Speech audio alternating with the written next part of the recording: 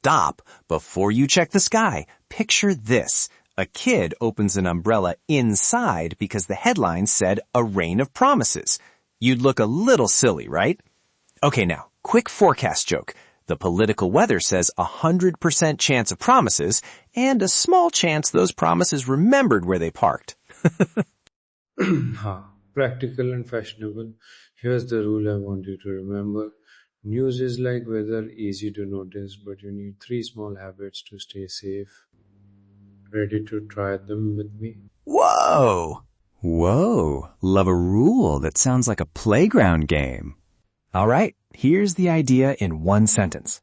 Weather makes sense if you know 3 small moves. Check later, ask once, and look for the trusted station.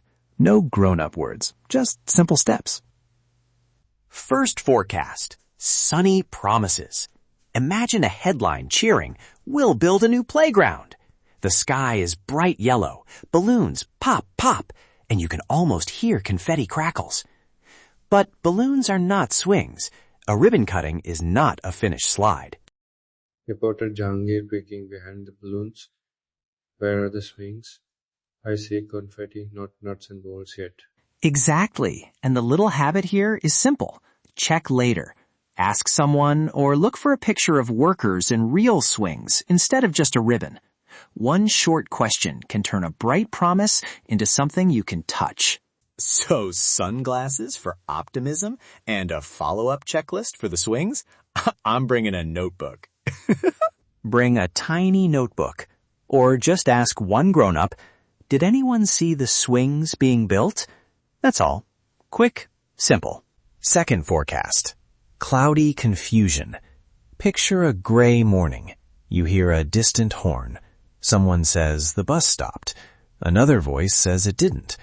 The air smells faintly of samosas and uncertainty.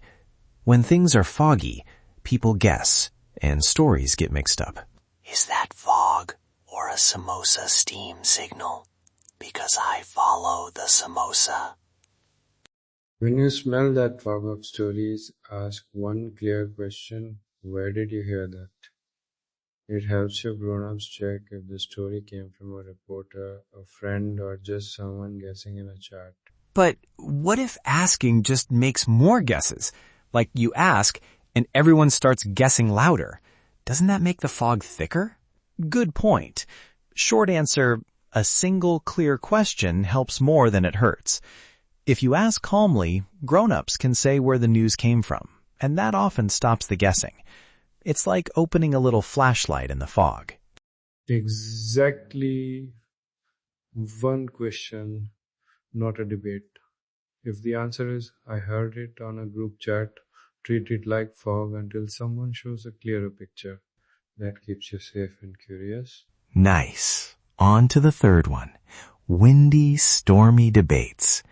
Imagine a gusty afternoon where papers flip like seagulls, whistles blow, and 2 people argue about whether the park should be royal blue or teal. It sounds exciting, lots of noise, but loud doesn't mean correct. Hold up. Storms sound dramatic, but don't we risk making arguing seem fun? I mean, I like dramatic wind effects. You can enjoy the spectacle, Mike, but remember the lesson. Check who's reporting. Ask, who said that?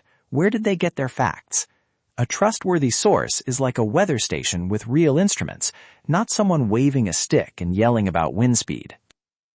If 2 good stations agree, the forecast feels stronger.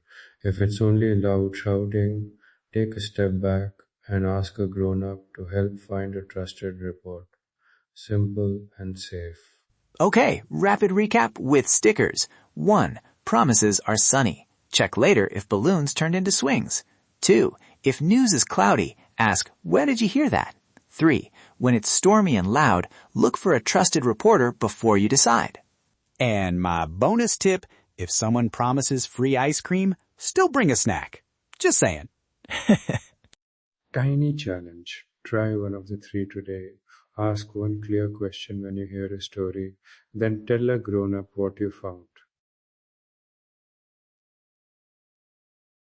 I'll be waiting to hear about your little detective work. Before we go, last silly picture. If the political weather says scattered speeches, that's not rain. It's just people practicing for a parade. Keep your curiosity switched on and your umbrellas small. See you tomorrow.